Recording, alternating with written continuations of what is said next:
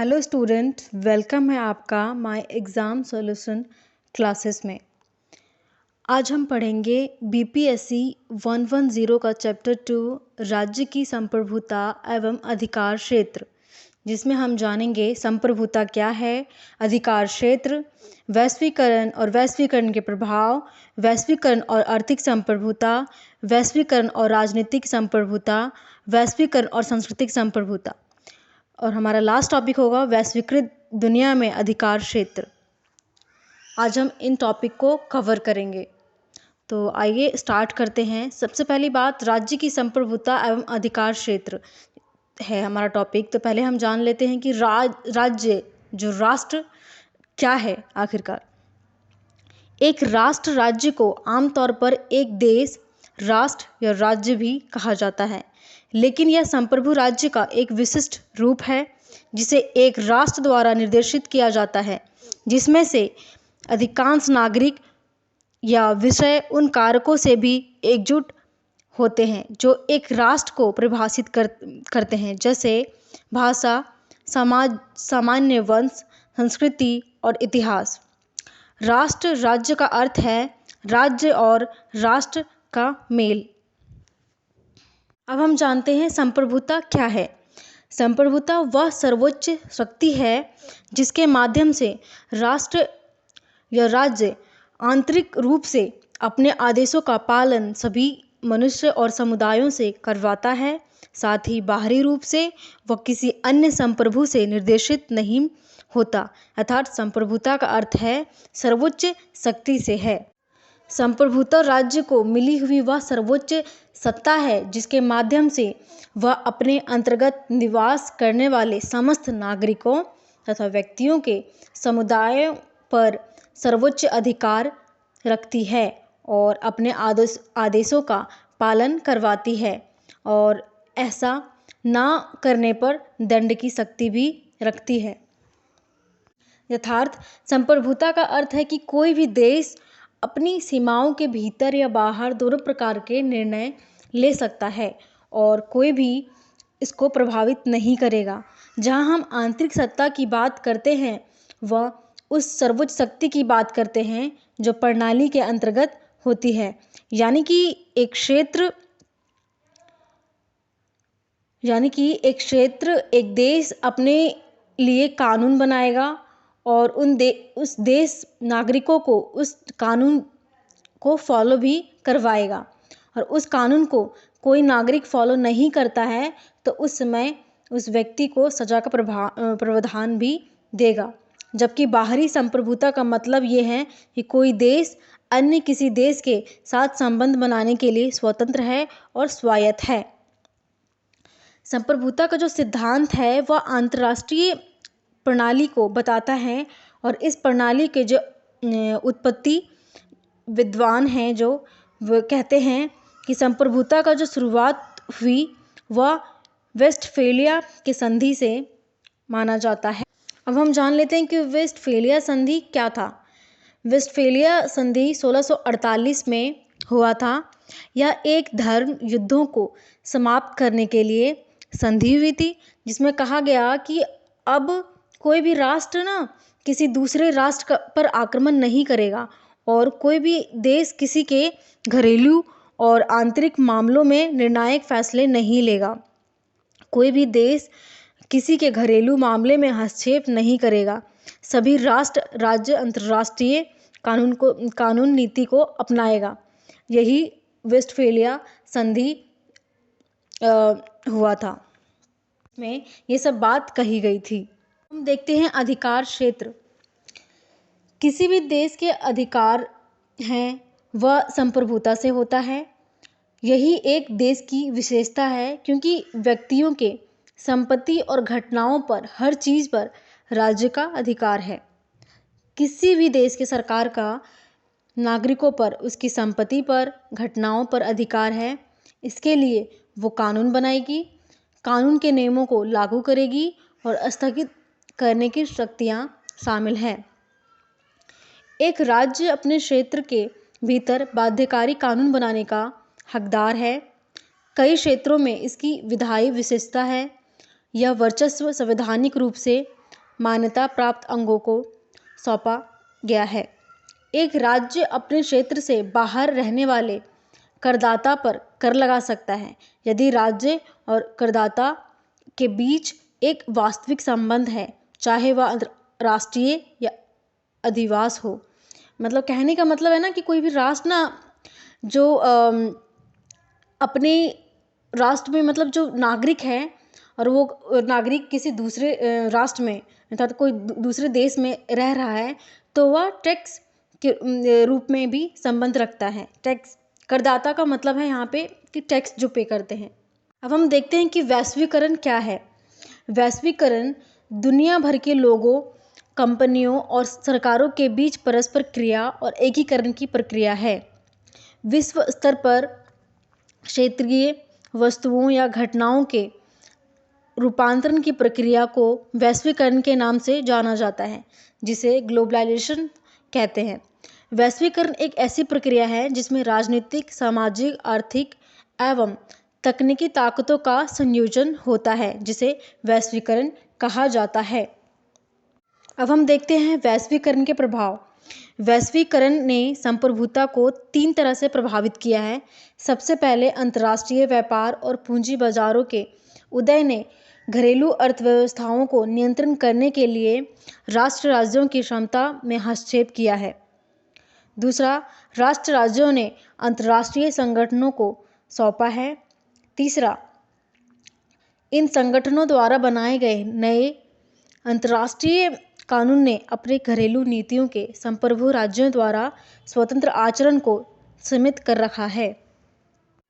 अब हम जानते हैं वैश्वीकरण और आर्थिक संप्रभुता। आर्थिक वैश्वीकरण ने यह सुनिश्चित किया है कि कोई भी राष्ट्रीय अर्थव्यवस्था अछूता नहीं है। सभी राष्ट्रीय अर्थव्यवस्था वैश्विक अर्थव्यवस्था में निवेशित है। बाजारों, वित्त, वस्तुओं और सेवाओं की परस्पर संबद्धता और अंतर्राष्ट्रीय निगमों द्वारा निर्मित लिंक आर्थिक वैश्वीकरण के परिणाम हैं।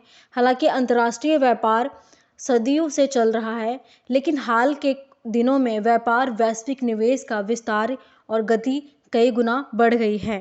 अगर हम वैश्विक संप्रभुता की बात करें, वैश्विक आर्थिक संप्रभुता की बात करें तो सबसे बड़ा एग्जाम्पल अभी जो रसिया और यूक्रेन में जो युद्ध हुआ था उससे पता लगता है कि जब वहाँ पे युद्ध हुआ जिसके कारण पेट्रोल की कमी हो गई। पेट्रोल की कमी से पूरे विश्व में मतलब जो हमारे इंडिया में भी मतलब देखा होगा आपने कि पेट्रोल की कीमत कितने बढ़ गए हैं और गैस की भी कीमत मतलब ज़्यादा ही हो गए हैं, बढ़ गए हैं। तो इससे इन बातों से पता चलता है कि अगर विश्व में कोई युद्ध होता है तो आर्थिक स्थिति उसकी मतलब पूरे विश्व की आर्थिक स्थिति कैसी हो जाती है और क्या प्रभाव पड़ता है। अगर बाज़ार की बात करें, वस्तुओं की बात करें, मतलब हम जो फाइनेंशियल मतलब वित्त वस्तुएं जो भी हैं व्यापार के, वो सारे ना मतलब एक दूसरे से जुड़े हुए हैं, जिसके कारण मतलब सब चीज़ों का फेस करना पड़ता है। और वही चीज़ है कि रसिया और यूक्रेन की जो युद्ध हुआ जिसमें से पेट्रोल की कीमतें भी बढ़ गई।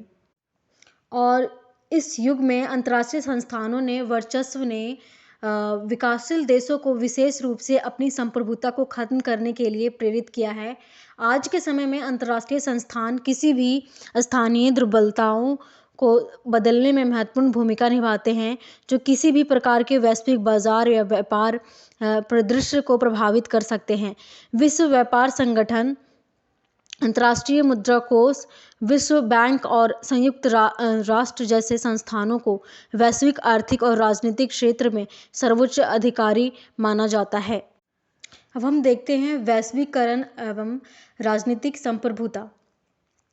वैश्वीकरण राष्ट्रीय सरकारों की अपनी अर्थव्यवस्था को चलाने और प्रभावित करने या अपने राजनीतिक कार्यों को निर्धारित करने की शक्ति में कमी का कारण बना है। एक मजबूत संकेत है कि वैश्वीकरण का प्रभाव अधिक महसूस किया जाता है, क्योंकि हर जगह काफ़ी हद तक राजनीतिक अब अनिवार्य रूप से अर्थव्यवस्था द्वारा संचालित होती है। इस घटना को वैश्विक शासन की संज्ञा दी गई है। अगर हम वैश्वीकरण की राजनीति की बात करें तो क्षेत्रीय स्तर पर अफ्रीकी संघ, यूरोपीय संघ, अमेरिकी राज्यों का संगठन, अरब लीग आदि मौजूद है। अभी से ही इसका प्रभाव मानव अधिकारों के क्षेत्र में महसूस किया जा रहा है। मानव अधिकारों के अंतर्राष्ट्रीयकरण के कारण एक राज्य अपने नागरिकों और विदेशियों को अपने अनुसार चलाने के लिए स्वतंत्र नहीं है। अब हम देखते हैं वैश्वीकरण एवं संस्कृति संप्रभुता। लोगों की संस्कृति में उनके विश्वास, व्यवहार के नियम, भाषा, अनुष्ठान, कला, प्रौद्योगिकी, पोशाक की शैली, उत्पादन और खाना पकाने के तरीके, धर्म और राजनीति और आर्थिक व्यवस्था शामिल हैं। संस्कृति में कई अलग अलग विशेषताएं होती हैं। सबसे पहले यह प्रतीकों पर आधारित होती है। विचारों, वस्तुओं, भावनाओं, व्यवहारों को संदर्भित करने और समझने के तरकीब और भाषा का उपयोग करके प्रतीकों के साथ संवाद करने की क्षमता दूसरा संस्कृति साझी होती है। एक समाज में रहने वाले लोग संस्कृति के माध्यम से सामान्य व्यवहार और सोचने के तरीके साझा करते हैं। तीसरा, संस्कृति सीखी जाती है, जबकि लोग जैविक रूप से कई भौतिक लक्षणों और व्यवहार की प्रवृत्ति को विरासत में देते हैं। संस्कृति सामाजिक रूप से विरासत में मिलती है। एक व्यक्ति को समाज के अन्य लोगों से संस्कृति सीखनी चाहिए। चौथा, संस्कृति लचीली होती है। लोग लचीले ढंग से संस्कृति का उपयोग करते हैं और अपने आसपास की दुनिया के बदलाव के लिए इसे समायोजित करते हैं। आर्थिक गतिविधियां अक्सर विविध संस्कृतियों को बातचीत और आदान प्रदान के लिए मजबूर करती है। आज उदाहरण के लिए दुनिया भर में कई लोग इसी तरह की तकनीक का उपयोग करते हैं, जैसे कार, टेलीफोन और टीवी। कंप्यूटर नेटवर्क वाणिज्य, व्यापार और संचार प्रौद्योगिकियों के एक वैश्विक संस्कृति बनाई है। इसलिए केवल एक ही समाज के भीतर साझा की जाने वाली संस्कृति को खोजना मुश्किल हो गया। सांस्कृतिक वैश्विक संस्कृति घटनाओं को दो सेटों से प्रसार से संबंधित है। पहला, दुनिया के सबसे बड़े हिस्से में व्यक्तिकृत मूल्यों के प्रसार मूल रूप से पश्चिमी मूल के। ये मूल्य सामाजिक अनुबंधों में व्यक्त किए जाते हैं, जो व्यक्तिगत अधिकारों और पहचानों और मानवाधिकारों की रक्षा करने के लिए राष्ट्रीय और अंतर्राष्ट्रीय प्रयासों को मान्यता देते हैं। दूसरा, मूल रूप से पश्चिमी संस्थागत प्रस्थानों, नौकरशाही संगठन और तर्कसंगतता को अपनाना, कानून के शासन में विश्वास, आर्थिक दक्षता और राजनीतिक लोकतंत्र के मूल्यों का वैश्वीकरण के तहत अधिक प्रसार रहा है। अब हमारा लास्ट टॉपिक रहता है वैश्विक दुनिया में अधिकार क्षेत्र, जिसको हम देख लेते हैं एक बार। संप्रभु राज्य के कानून की कीमत पर दो प्रमुख विकास उत्पन्न हुए हैं। सबसे पहले, सार्वजनिक अंतर्राष्ट्रीय कानून के विशेष शासनों को राज्य द्वारा पहले से ही एकाधिकार वाले क्षेत्र जैसे मानवाधिकार, सामाजिक और पर्यावरणीय कानूनों, आर्थिक विकास नीतियों और व्यापार और निवेश में परिवर्तित किया गया है। दूसरा, अंतर सरकारी संगठनों, विश्व बैंक और बहुराष्ट्रीय निगमों जैसे बहुपक्षीय संस्थानों द्वारा तेजी से लागू किए गए नियम प्रमुख हैं। अनिवार्य रूप से इस विकासों के साथ जुड़ा हुआ है राज्य संप्रभुता के वेस्टफेलियन विचार का आधार है।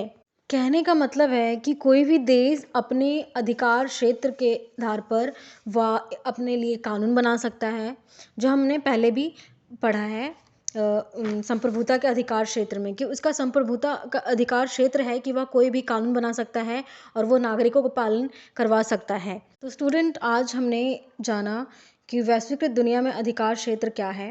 आज हमारा चैप्टर यहीं पे समाप्त होता है। अब हम मिलेंगे नेक्स्ट चैप्टर के साथ। Thank you.